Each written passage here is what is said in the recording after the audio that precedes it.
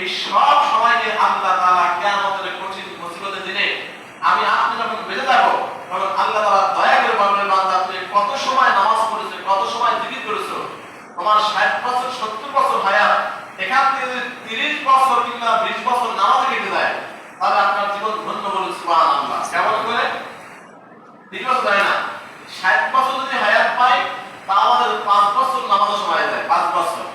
আর 55 বছর জীবনের চায় অন্যান্য কাজে যায়, কারণ দেরি সময় লাগে 2 ঘন্টা। এই 2 ঘন্টা করে করে আপনার 30 ঘন্টা, 30 ঘন্টা করে করে 100 বছর, 1 বছরে কত ঘন্টা হয়? এই 5 বছর হয় না, 2 ঘন্টা করে করে জীবনে 80 বছর 100 বছর আসলেও 5 বছর নামাজ পড়া লাগে না।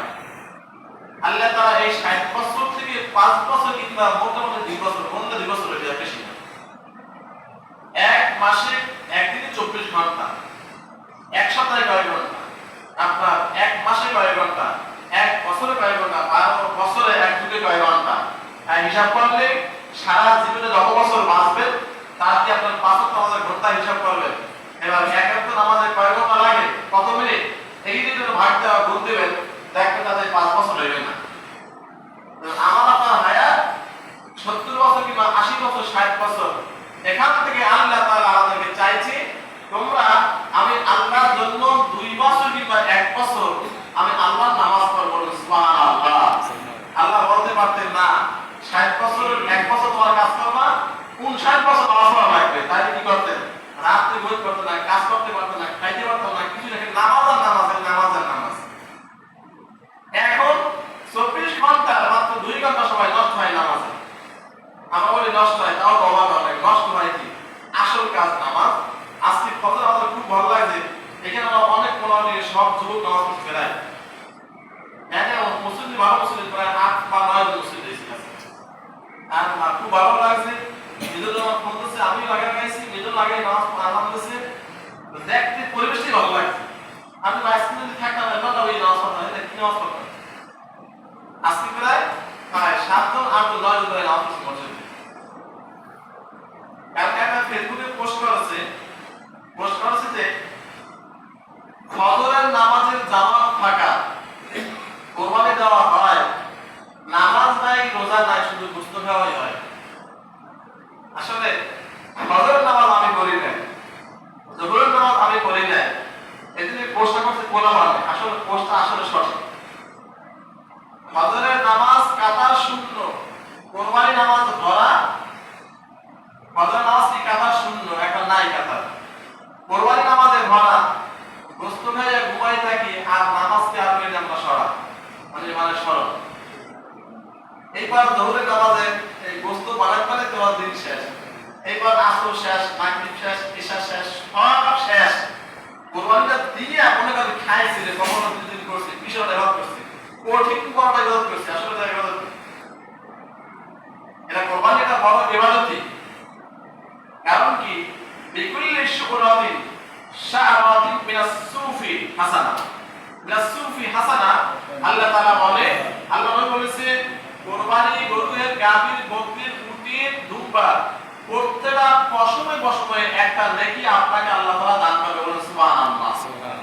প্রত্যেকটা পশমে, সেটা যদি হয় কি লা ইয়ানালুহু দুহুমুহা ওয়ালা দিমাউহা ওয়ালাকিন ইয়ানালুহু তাকওয়া মিনকুম।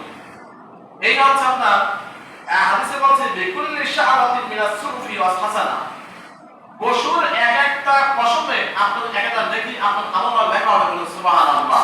কিন্তু ওখানে আছে আয়াত, কোরআনের আয়াত, লা ইয়ানালুহু দুহুমুহা ওয়ালা দিমাউহা ওয়ালাকিন ইয়ানালুহু তাকওয়া মিনকুম। আল্লাহ তাআলা বলে আমি তোমার গরুর গোশতই খাবো না, রক্ত আমার চাই না, পশম আমার চাই না, আমি কিছু অংশ চাই না, যদি সেটা ওয়ালাকিন ইয়ানালুহু তাকওয়া মিনকুম, আমি আল্লাহকে সন্তুষ্ট করার জন্য যদি সে তোমরা কুরবানি করো তাহলে তোমরা হবে সর্বোত্তম সর্বশ্রেষ্ঠ মানব জাতি, বলেন সুবহানাল্লাহ। যদি আল্লাহকে সন্তুষ্ট করার জন্য আপনি লিল্লাহ বা একান্তভাবে আল্লাহর জন্য কুরবানি করেছেন, কোনো অহমিকা নাই, কোনো অহংকার নাই, কিছু নাই। আমার বড় বড় চাকরি আছে, আমার চাচা, ভাই, খালু সবাই চাকরি করে, আমি চাকরি করি, আপনি চাকরি করেন, এই যে অহমিকা দিয়ে আপনি হাঁটাচলা করেন, কথাবার্তা বলেন, এই আপনার হাঁটাচলা, কথাবার্তা, চাল চলনে আপনার কুরবানি নষ্ট হয়ে যায়। কোরবানি একটা জিনিস আল্লাহকে সন্তুষ্ট করার জন্য। এই জন্য আবার কোরবানি দেখেন, কোরবানি দিবে এই দোয়া তো আপনারা সবাই জানেন।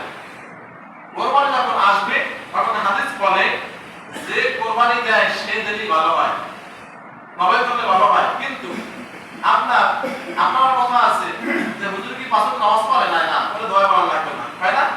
কি দোয়া করবে না? কত পাঁচ ওয়াক্ত নামাজই পড়েন না, একবারও দোয়া যাবে না, কিছু দোয়া করবে। এইবার আপনি যদি কোরবানি দেন, আপনি যদি একটু জবাই করেন, আপনার ফজর নামাজ, জোহর নামাজ, আসর, মাগরিব, এশা এক বেলা নামাজ আপনার নাই, আপনি কিসের কোরবানি করবেন? এই জন্য দিতে পারেন ভালো, কিন্তু একজন নামাজিওয়ালা মানুষ কোরবানি দিলে ওই কোরবানি আবার বর্ণনা আছে বলে সুবহানাল্লাহ। কিন্তু নিজেরা নিজে দেওয়া যায় দোয়া নাকি এমনি অজ্জাহাতু। দেখেন আপনারা এখানে কি বলে, এমনি অজ্জাহাতু ওয়াজহিয়া লিল্লাযী ফাতারাস সামাওয়াতি ওয়াল আরদা হানিফা ওয়া মা আনা মিনাল মুশরিকিন।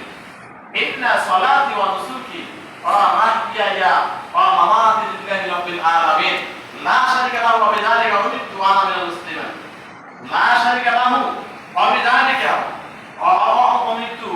উমিরতু ওয়া আনা মিনাল মুসলিমিন। আল্লাহুম্মা মিনকা ওয়া লাক। এই হচ্ছে দোয়া। এই দোয়া পরে তারপরে বিসমিল্লাহির রহমানির রহিম আপনি যে কথা বলা শুরু করবেন। জবাই করার পরে দোয়া আছে, আল্লাহুম্মা তাকাব্বাল লাহু মিন্নি কামা তাকাব্বালতু মিন হাবিবিকা মুহাম্মাদ ওয়া খলিলিকা ইব্রাহিম আলাইহিস সালাম। ইব্রাহিম সাল্লাম বা আমাদের মুহাম্মদ সাল্লাল্লাহু আলাইহি ওয়াসাল্লাম, এই দুইজনের সমন্বয়ে দোয়া আছে। সুবহানাল্লাহ। আসলে নবী সাল্লাল্লাহু আলাইহি ওয়াসাল্লাম বলেছেন উযিহা সুন্নাতি ওয়া আলাইকুম ইব্রাহিম। কোরবানি হচ্ছে ইব্রাহিম সাল্লাল্লাহু সুন্নাত। মানে কি সুন্নাত? সুন্নাত আমাদের জন্য ওয়াজিব, কোরবানি দেওয়াটা ওয়াজিব, কিন্তু এটা হচ্ছে ক্বালা রাসূলুল্লাহ সাল্লাল্লাহু আলাইহি ওয়াসাল্লাম মাল উযিহা। কোরবানি আবার কি? নবী সাল্লাল্লাহু আলাইহি ওয়াসাল্লাম বলেছেন কুলতু ক্বালা রাসূলুল্লাহ সাল্লাল্লাহু আলাইহি ওয়াসাল্লাম ওয়া আনা উযিহা সুন্নাতি ওয়া আলাইকুম ইব্রাহিম। কোরবানি হচ্ছে ইব্রাহিম সাল্লাল্লাহু সুন্নাত। বলেন সুবহানাল্লাহ। এই নিয়ত আমরা কোরবানি দেই। আর আপনার কথা আজকে বলবো না, এই যে দোয়া যেটা বললাম ওর অর্থ আছে ইন্নী ওয়াজহাতু ওয়াজহিয়া লিল্লাযী ফাতারাস সামাওয়াতি ওয়াল আরদা হানিফা ওয়া মা আনা মিনাল মুশরিকিন। আল্লাহ তোমার থেকে আমার মুখটা গলাম। আল্লাহ গরুর পাশে গরু জবাই করবেন, এই গরুর মাথাটা আপনার চোখ মুখটা পশ্চিম দিকে থাকবে। ইন্নী ওয়াজহাতু আমার মুখ, আমার পশু মুখ আল্লাহ তোমার দিকে। বলুন সুবহানাল্লাহ। ইন্নী ওয়াজহাতু ওয়াজহিয়া লিল্লাযী ফাতারাস সামাওয়াতি ওয়াল আরদা হানিফা ওয়া মা আনা মিনাল মুশরিকিন। এই আসমান জমিন সব তোমার তৈরি, তোমার কোনো শরীক নেই আল্লাহ, তুমি এক ভাগ একাত্ম।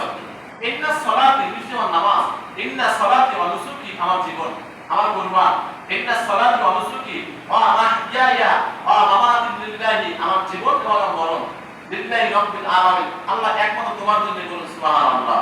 জোরে সুবহানাল্লাহ। মানে আয়াত ইন্না সলাতি ওয়া নুসুকি ওয়া মাহইয়ায়া ওয়া মামাতি লিল্লাহি রাব্বিল আলামিন। আল্লাহ গো আমার নামাজ, আমার রোজা, আমার জিকির, আমার জীবন, আমার মরণ আল্লাহ একমাত্র তোমার জন্য। আল্লাহ সবে দিলাম প্রকাশ ভালো লাগবে যে মালিকটা করাই দেবেন মনে মনে বল আমি তো আমার মনে মনে বলবেন যে আল্লাহ আজকে আমার ছেলে যদি কোরবানি দিতে কেমন লাগতো আল্লাহ, আমার যদি জবাই করা লাগতো আজকে আমাদের, তাহলে কেমন লাগতো আল্লাহ। আমার সব কিছু একটা আপনি সুবর্ণ করে দিলাম এই শান্তির জন্য। আল্লাহ বলেন সুবহানাল্লাহ। এবার লা শারিকা লাহু আল্লাহ আপনার কোনো শরীক নাই। আমি জালিকা আমি আরো বলতেছি লা শারিকা লাহু আমি জালিকা অমিতু আমি আদিষ্ট হয়েছি ওয়া আনা মিনাল মুসলিমিন মুসলমান হিসেবে আদিষ্ট হয়েছি দমন করার জন্য, কোরবানি দেওয়ার জন্য। আল্লাহুম্মা মিনকা ওয়া লাক। এটা হচ্ছে আল্লাহ তাআলার পক্ষ থেকে রহমতের কথা। বলেন সুবহানাল্লাহ। এটা হচ্ছে কোরবানি দেওয়া। হ্যাঁ নামাজের নিয়মটা বলতেছি। এজন্য নামাজের একটা নিয়ম করবেন, এই হচ্ছে দোয়া আর মনের ইখলাস। আর ইখলাসের বিষয় চারটা বিষয় কোরবানি। একটা হচ্ছে আপনার চিন্তা এবং আপনার ইখলাস। ইখলাস হচ্ছে একমাত্র আল্লাহকে সন্তুষ্ট করার জন্য। গরুর গোশত বন্টন কেমন? গোশত যখন সবাইকে খাওয়াইতে পারেন তাহলে বন্টন করার দরকার নাই। আর যদি না পারেন একবারে নিকিতে ভাগ করবেন। কারো ভাগে এক পিস গোশত গেলে ওই কোরবানি নষ্ট হয়ে যাবে। এক পিস কোরবানি বেশি কম হইলে তার কোরবানি দেবেন আত্মীয় ছাড়া। আত্মীয় ছাড়া গরিবের যে ভাগটা আছে ওখানকে নিকিতে বাদ খাতে বলছে, বাদ খাতে বাদ দেবেন। একটা পিস যেন কারো কম বেশি না হয়। আত্মীয় স্বজনের মধ্যে নিজের নিকট আত্মীয় নিজের গোশত দিয়ে এখন কম বেশি করেন, কিন্তু আপনার ওই যে এক ভাগ যে গোশত